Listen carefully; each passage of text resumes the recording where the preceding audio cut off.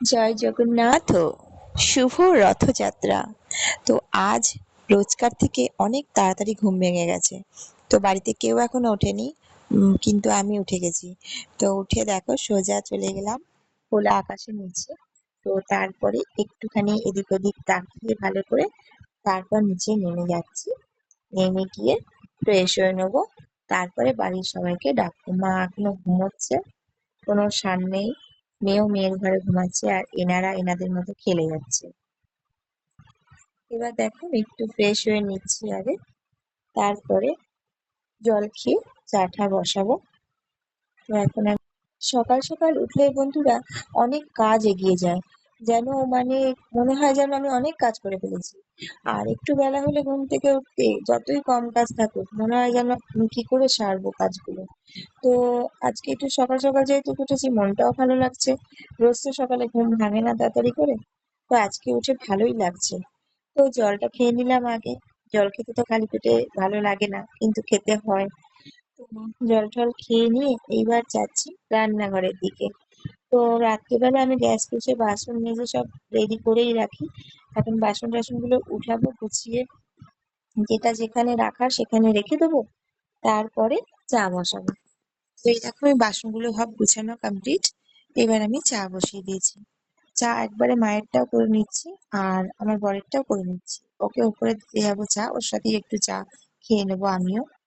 তো এত সকালে আমি চা কোনোদিন খাই না ৮টার আগে। তো আজকে যেহেতু উঠে গেছি ঘুম থেকে, না খেয়ে কেন থাকবো বলো। তো এই যে চা করে নিয়েছি, মায়ের চাটা ঢাকা দিয়ে রেখে দিয়েছি, মা উঠলে গরম করে খাবে। এখন আমি উপরে যাচ্ছি, দেখি মহারাজা ঘুমাচ্ছে, ওঠাতে হবে।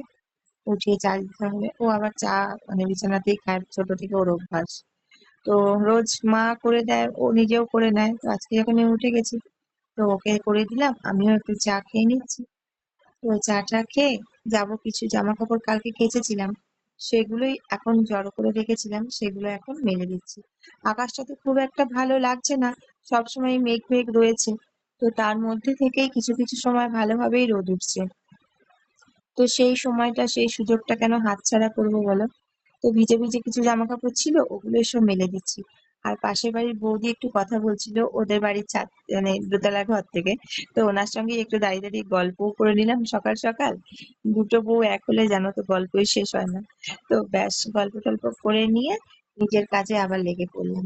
তো নিচের ঘরে এসে মাকে একটু বিছানাটা তুলে দিলাম, মা গেছে স্নানে, পুজোয় বসবে একটু পরেই।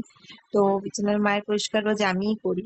তো করে দিলাম, কিছু জামা কাপড় রোল ঢাল ছিল সেগুলো এদিক ওদিক গুছিয়ে দিলাম। দিয়ে একটুখানি প্রচন্ড ঘেমেও গেছিলাম, সিঁড়ির নিচেটা প্রচন্ড পরিমাণে নোংরা হয়েছিল। এটা ওটা সেটা যেখানে যেটা পেরেছিলাম রেখে দিয়েছিলাম, সেটা পরিষ্কার করে নিলাম। তো জল টল খেয়ে নিচ্ছি, একটু হাঁপিয়ে গেছি। মা চলে এসেছে, ঘর টর খুঁজছে, স্নানে যাবে। তো তার মধ্যে আমি স্নানটা করে নিয়েছিলাম মায়ের আগেই, তো যেহেতু মা পুজো দেবে।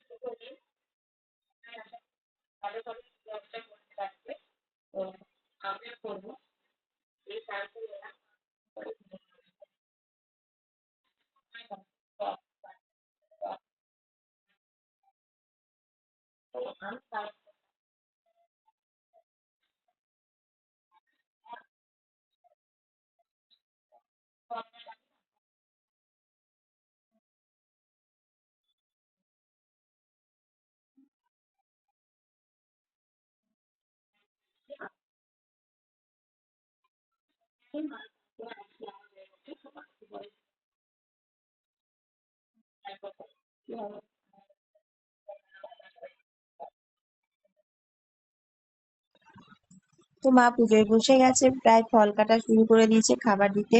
আর আমার বর জানো তো আজকে কাঁঠাল নিয়ে এসেছে গোপু সোনাকে আর মা বাবা সবাইকে কাঁঠাল খাওয়াবে বলে। তো আম কাঁঠাল দিয়ে আজকে আমাদের জগন্নাথ দেব বাবা কৃষ্ণের একই তো রূপ, তো তারই পুজো করা হচ্ছে।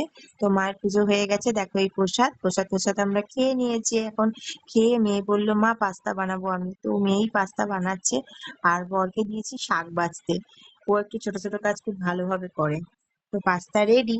আমরা খেয়ে দিয়ে টিফিন খেয়ে নিয়েছি, খেয়ে একটু বেরোচ্ছি মেয়ে আর আমি। না, ঘুরতে যাচ্ছি না বন্ধুরা, যাচ্ছি মেয়ের চোখ দেখাতে।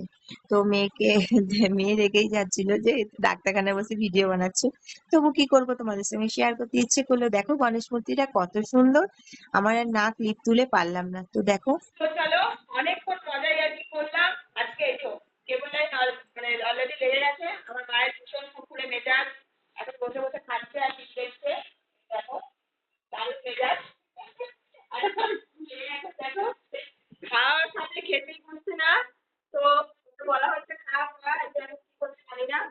তো 3:30 বেজে গেছে, এখন আমরা খেতে বসছি। আর একটু পরে যাব রথের মেলায়, দেখি গরম গরম জিলাপি পাপড়